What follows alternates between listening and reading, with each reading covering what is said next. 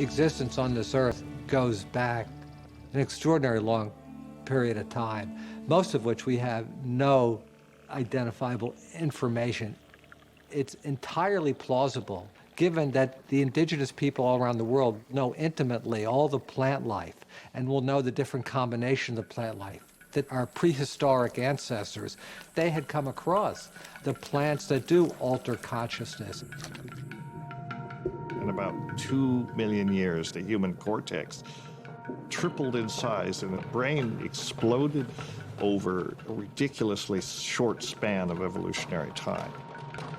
2 million years is nothing when it comes to evolution. What triggered that? In the late 1970s, Terence McKenna and his brother Dennis McKenna were the first that proposed the stoned ape hypothesis.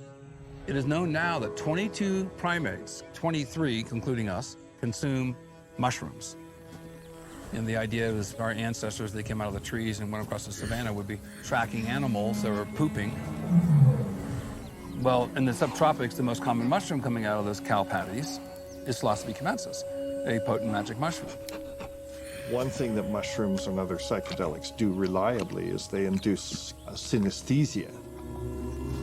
Synesthesia is the perception of one sensory modality in another. Hearing colors, for example, or seeing music.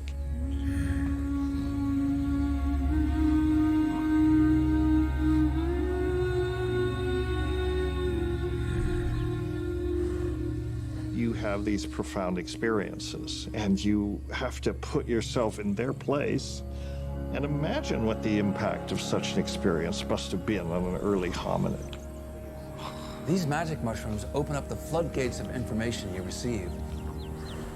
Basically, you can think of it as a contact fluid between the synapses within the brain. Wow, what a competitive advantage, especially if you're working with the geometry of weapons or having to put together something that will give you a better chance of survival.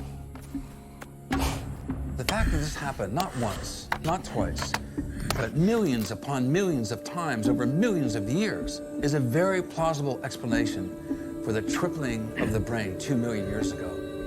It's not so simple to say that they ate psilocybin mushrooms and suddenly the brain mutated. I think it's more complex than that, but I think it was a factor. It was like a software to program this neurologically modern hardware to think, to have cognition, to have language. Because language is essentially synesthesia. Language is an association with inherently meaningless sound, except that it's associated with a complex of meaning. A great deal of the brain's real estate, you might say, is devoted to the generation and/or the comprehension of language. Those neural structures are not found in our ancestors. That's a human trait, to have so much physiology devoted to generating and understanding language. And that's a reflection of evolutionary events that made us what we are.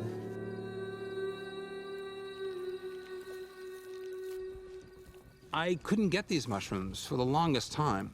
When I was in Ohio, I actually purchased a bag of magic mushrooms. But I had no guide. I had no recommendations for how much to consume. So I had a bag about this big, so I thought, well, that's probably one dose. So I consumed the bag.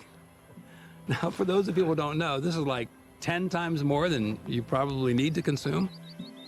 It was a warm summer day, and there was a beautiful, big tree, an oak tree. And then I noticed the black clouds on the horizon, and I realized there was a storm coming. And I thought, this is great. I have this great visual of the storm coming. And I thought, well, I'm going to climb to the top of the tree. So I'm starting to feel the effects. Lightning strike and a thunderclap. You knew it was coming closer and closer. I was terrified that I wouldn't survive. And through this terrific experience, terrifying and terrific at the same time, I'm up in this tree and I'm saying, well, what should I focus on? And I said, well, Stamets, you're not stupid, but you stutter all the time. And so I thought, I need to stop stuttering. And so I said to myself, stop stuttering. Stop stuttering now. A little inner voice in my head. Do you hear me? Stop stuttering now.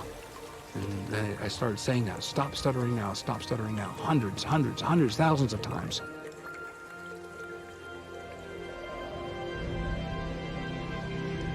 after the storm had passed. I came down from the tree, drenched, soaked to the bone, you know, in love with life, with nature, in love with that tree. That tree was so important to me.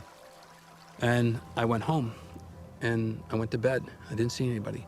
And the next morning I woke up and there was a really attractive lady that I liked a lot. But I could never stare at her in the eyes because I was afraid to stutter and embarrass myself. So better to avoid social contact than have social contact, even though I was really attracted to her. And she liked me, but I didn't know what to do with it, with that attention. And so she was walking past me and she looked at me and she said, "Good morning, Paul." And for the first time, I looked her straight in the eye and I said, "Good morning, how are you?"